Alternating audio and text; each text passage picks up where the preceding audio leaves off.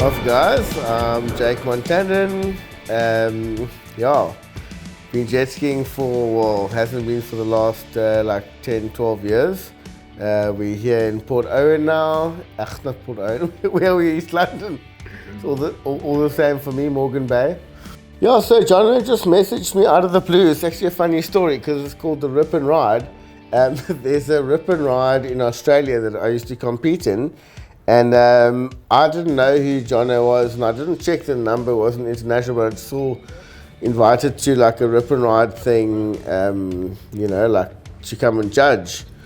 So I was like, I still said to my wife, I was like, babes, I'm going to Australia in June. Where are you from? From Cape Town. Are we back on here, bro? Yeah, and just so nice to be back in the jet ski industry after so long.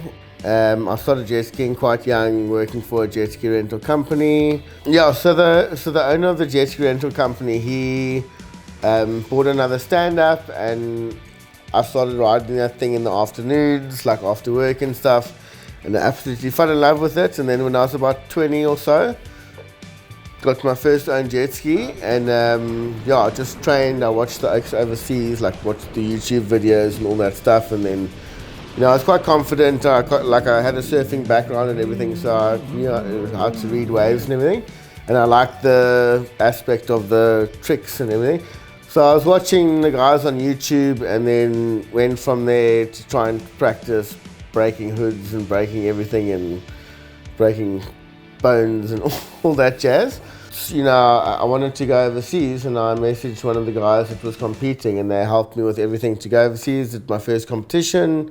And then from there, they invited me to one to the next, and I started doing better and better. And then, just became a lovely focus on my life, just to compete and just have that whole drive to be stronger and fitter and better, and just get all the training and stuff in. But it's nice to be back, and it feels like I want to get in the mode to train and just ride, and not for any competition, just for fun, and just be fit and in the water and enjoying jet skiing again. And it was so nice to see my friend Brett Armstrong. He moved down to Cape Town, I think it was about 12, 13 years ago or so, 10 years ago.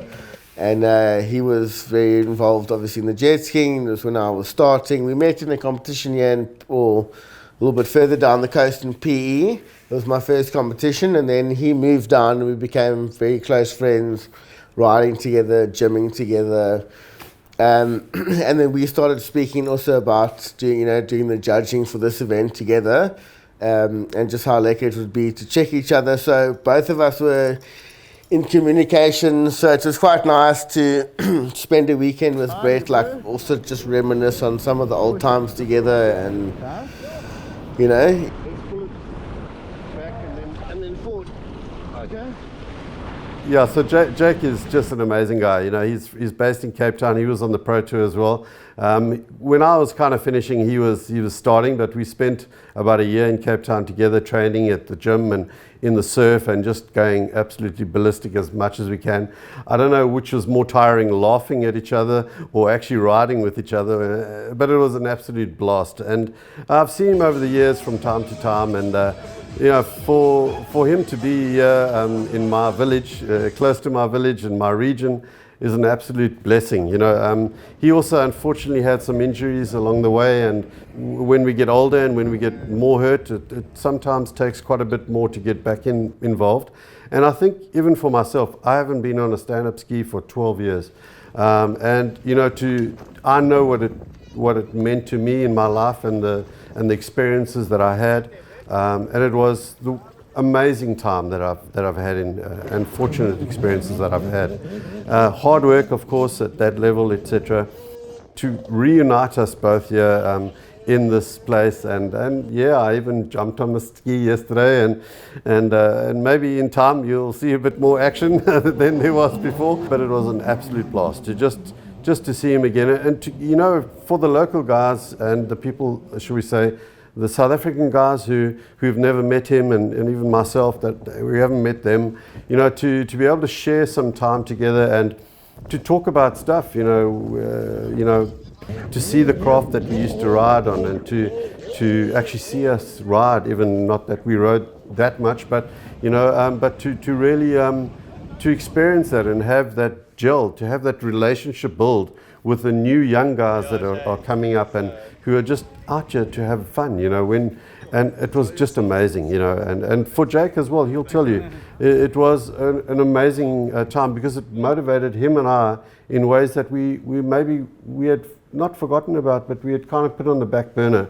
And to just enjoy that adrenaline rush that we always lived for was just a pleasure to be on the beach with them.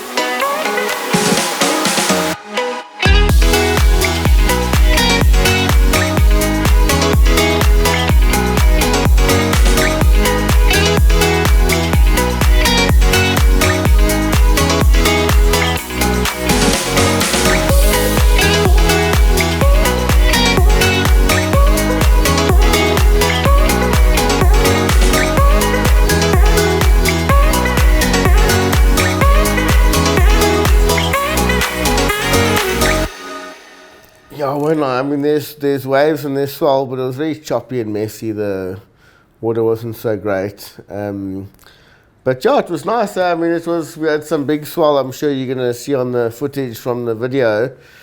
The first 2 days were quite big. Today cleaned out quite a bit more, which was nice to be able to get some clean slides in and 1 or 2 backflips here. That's been a hell of a long time. So yeah, it was super nice, eh? So yesterday, you know, the whole day on the beach, the guys were really, I mean, they were really committed to riding as much as they could, and it was really good to see. So by the time the afternoon came, the evening came, the wind picked up, and the guys were a bit battered and bruised, and you know, a good few tanks of juice that were gone, and quite a bit that was later may have been consumed.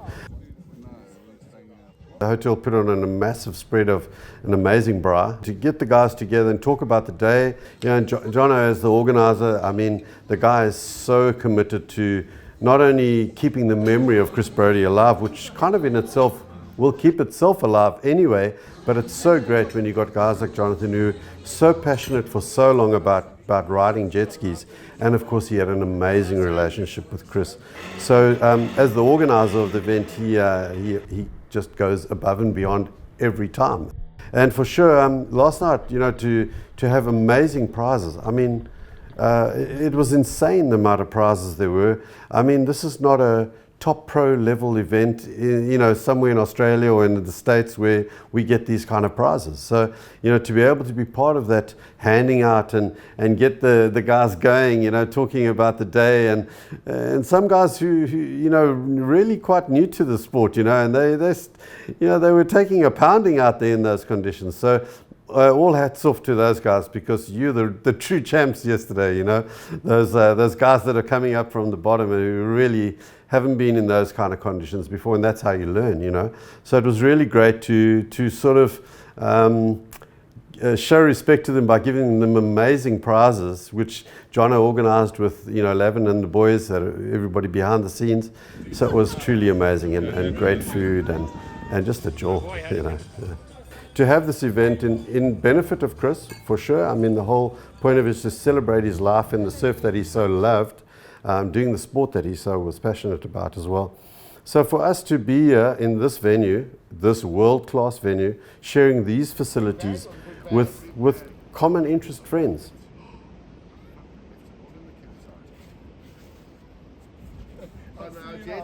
Free riding is something that has been around since the early 2000s, mid 2000s. And this is what it's about. It's a bunch of guys getting together that share the passion for being in the surf, being respectful and helpful to each other, and just having a great time. So back in the day when we really got free riding going, it was all about a bunch of mates getting together at the beach, meeting new people, of course, from out of town or wherever they're from.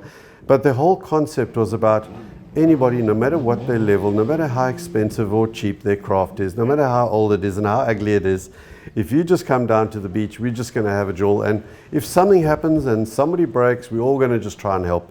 So that was the spirit of free riding, and it was never about initially about the competition, but it became like that. But we never lost sight of the real reasons why free riding was there.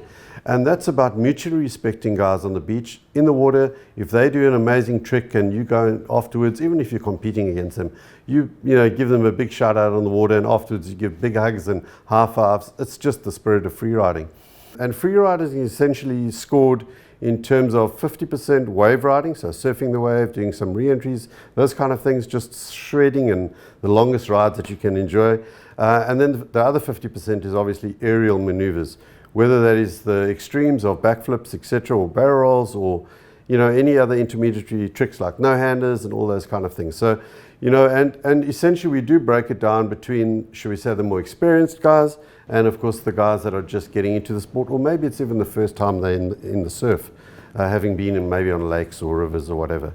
So that's essentially what it is. So we're looking for a lot of, those two different categories of judging is the most important thing. And then within it, each trick scores various points and the level of difficulty and all those kind of things. So yeah, so ultimately this particular weekend was really about, we had some guys that were really kind of they've been riding for quite a while, but they're starting to stretch their legs a bit and starting to get, you know, more spirits up to start getting some bigger tricks going. Unfortunately for the guys, there were some really hectic conditions that wasn't really conducive to some as much action as maybe they would have liked for themselves, and was more about staying alive some of the time. But you know what, ultimately everybody just had a great time, and you know, it's not really about the result, it's about the trip. Yeah, so just thanks to everybody that made it happen. Thank you for Jono for inviting me here. Like, I thought nobody would, you know, like take an interest in trying to help, or, you know, everybody's just so self-involved, and the jet ski community was just so different, just such a nice community, and it's just so funny. It's like everywhere in the world, the jet skiing communities are always like that. Everybody's just super, especially the free ride side of things is more. The racing, I think sometimes the guys get a bit iffy here and there. But the free ride, the guys are just so stoked with each other and always have the best time, and there's just always so much love. involved with the freeride community. Over there, like, I mean, we were competitors in the water. We were like banging heads, come out of a heat. We were the best of friends and like hugged each other afterwards. We shared the stoke with everything we did, and then we all like spent the best time of our lives traveling the world together. So just the camaraderie was amazing. Eh? I mean, there was somebody on the beach yesterday, and that just came, and I heard them say, gosh, these guys are just helping each other. This can't be like an event. This looks like a bunch of mates having a good time. And yes, that's what we're doing, but it's also a formal event, you know. So, hats off to the guys, because you know what, and nobody has to teach them that. Nobody has to tell them that. That's in their very nature. This is not a bunch of rich dudes who think they've got money to go out and it's not about that. It's nothing to do with that at all. It's about sharing a common passion for the waves, and in this case, in aid of an amazing guy in Chris Brodie.